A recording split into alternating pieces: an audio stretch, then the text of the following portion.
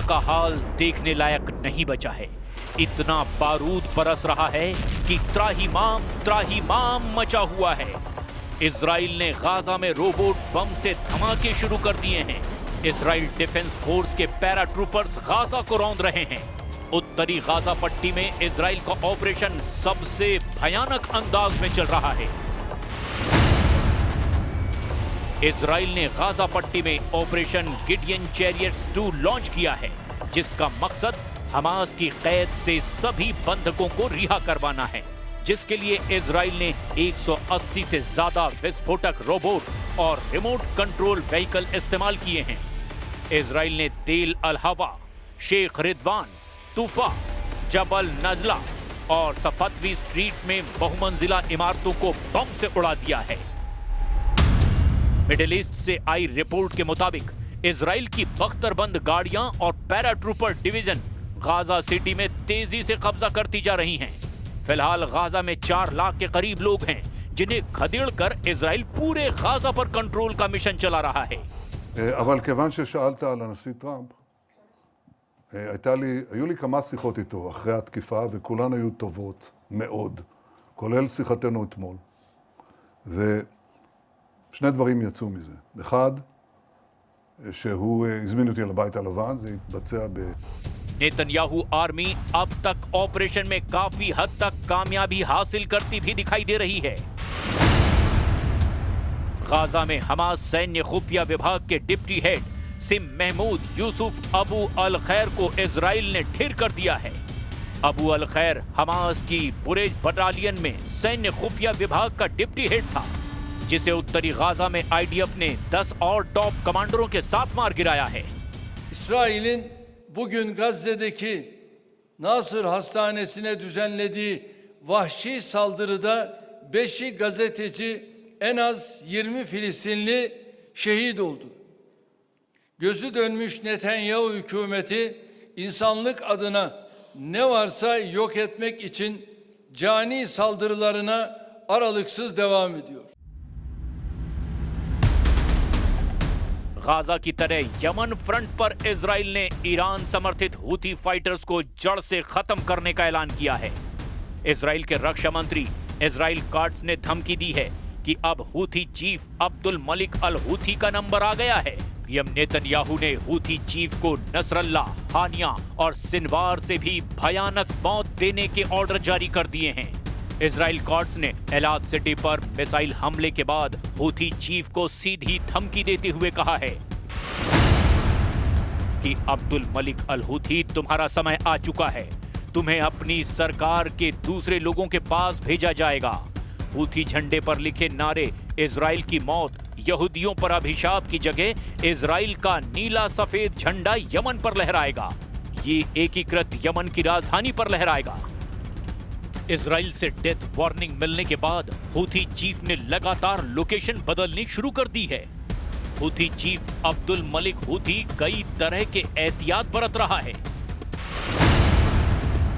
जैसे अब्दुल मलिक अल हूथी पहले भी टीवी इंटरव्यू देने से परहेज करता था, लेकिन अब खुद के वीडियो रिलीज करने से भी बच रहा है। हूथी चीफ ने सार्वजनिक कार्यक्रमों से पूरी तरह खुद को अलग कर लिया है। साल 2004 में अपने भाई की मौत के बाद से ही अब्दुल मलिक अल हूथी ने लड़ाका ग्रुप की कमान संभाल रखी है। साल 2015 में अब्दुल मलिक ने यमन की सरकार को उखाड़ फेंका। मौजूदा वक्त में हूथी का यमन की राजधानी सना के साथ बड़े इलाके पर कब्जा है। हालांकि हूथी चीफ इजराइल की धमकी को हल्के में लेने की भूल नहीं कर रहा, क्योंकि इजराइल ने जिस दुश्मन को मौत देना तय कर लिया उसे कोई रोक नहीं सकता। इजराइल दुश्मन देश में घुसकर एक एक कर सभी लड़ाका ग्रुप के टॉप लीडर का सफाया कर चुका है। चाहे वो हमास चीफ इस्माइल हानिया रहा हो, चाहे हिजबुल्लाह चीफ नसरल्ला रहा हो, या फिर याह्या सिनवार, इजराइल की मार से कोई नहीं बच पाया। इजराइल को रोक पाना अब किसी भी फाइटर ग्रुप के बस की बात नहीं। अमेरिका नेतन्याहू को 10 युद्ध जीतने के हथियार सौंपने जा रहा है। प्रेसिडेंट ट्रंप इजराइल को $6 अरब के हथियारों की खेप पहुंचाने वाले हैं। इजराइल को मिलने वाले जंगी हथियारों में 30 AH-64 अपाचे हेलीकॉप्टर भी शामिल है, जिसकी कीमत 3.8 अरब डॉलर है। ट्रंप से मिलने वाले नए हथियार से इजराइल के लड़ाकू हेलीकॉप्टरों का मौजूदा स्टॉक 2 गुना हो जाएगा। इसके साथ ही ट्रंप इजराइल को 1.9 अरब डॉलर की हमलावर गाड़ियां भी दे रहे हैं। What we're going to do is to build an arms industry that will match the best arms industries in the world with one proviso. We want to produce first for ourselves on a much larger scale and with unimaginable innovation.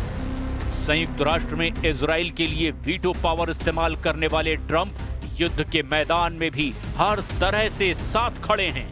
इसकी वजह Hamas, Hezbollah और Houthi जैसे fighter group बिल्कुल भी नहीं हैं। President Trump ने जब से कतर में मुस्लिम देशों का जमावड़ा देखा है, जब से उन्होंने तुर्की के राष्ट्रपति के रुख को गंभीरता से लिया है, वो खुलकर इजराइल को बैकअप देने लगे हैं। मुस्लिम उम्मा ने सऊदी अरब को इजराइल के मुकाबले आगे कर दिया है। वहीं तुर्की खुद ही इजराइल विरोध में युद्ध के लिए फड़फड़ा रहा है, मगर सऊदी अरब की अगुवाई को लेकर ज्यादातर देश सीरियस हैं। हिजबुल्लाह चीफ नईम कासिम ने तो प्रिंस मोहम्मद बिन सलमान से अपील तक कर दी है। नईम कासिम ने सऊदी अरब से इजराइल के खिलाफ युद्ध छेड़ने की गुहार कुछ इस तरह से लगाई है। ضمن الأسس الآتية: أولاً حوار يعالج الإشكالات ويجيب عن المخاوف ويؤمن المصالح। हिजबुल्लाह चीफ ने प्रिंस सलमान को ये भय दिखाया है कि इजराइल लड़ाका ग्रुप के खात्मे के बाद क्या करने वाला है। حوار يجمد الخلافات التي مرت في الماضي على الأقل في هذه المرحلة الاستثنائية من أجل أن نتوجه لمواجهة إسرائيل ولجم إسرائيل। इजराइल ने जब से कतर पर हमला किया है, खाड़ी के सभी देश डरे सहमे हैं। इजराइल के बढ़ते खतरे को देखते हुए सऊदी अरब को उसके मुकाबले के लिए खड़ा किया जा रहा है, लेकिन प्रिंस सलमान किसी भी तरह से युद्ध में उलझने के मूड में नहीं दिख रहे, जबकि तुर्की के प्रेसिडेंट बार बार इजराइल को ललकार रहे हैं, खासकर नेतन्याहू की उस धमकी के बाद जिसमें उन्होंने हमास का साथ दे रहे देशों पर हमले का दावा किया है। एर्दोआन ने नेतन्याहू की धमकी को हवा में उड़ाकर फिलिस्तीन के राष्ट्रपति का अंकारा में ग्रैंड वेलकम कर दिया है। 18 सितंबर को फिलिस्तीन के राष्ट्रपति महमूद अब्बास अंकारा पहुंचे थे। इस मौके पर एर्दोआन ने फिलिस्तीनी अधिकारियों के वीजा रद्द करने और उन्हें संयुक्त राष्ट्र महासभा में भाग लेने से रोकने के अमेरिकी कदम की कड़ी आलोचना की। साथ ही प्रेसिडेंट ट्रंप के फैसले को वापस लेने की बात तक कह डाली। और इतना ही नहीं, एर्दोआन ने गाजा में इजराइल के ऑपरेशन को नरसंहार तक कह दिया। तुर्की इस वक्त इजराइल को सबसे बड़ा दुश्मन मान रहा है। तुर्की के राष्ट्रपति को सीरिया में इजराइल की मौजूदगी मंजूर नहीं है। सीरिया के राष्ट्रपति अहमद अल शरा की नेतन्याहू के साथ बढ़ती दोस्ती ने एर्दोआन को बौखला दिया है। इजराइल ने सीरिया में सैन्य तैनाती कर रखी है, जिसे तुर्की अपने लिए खतरा मानता है।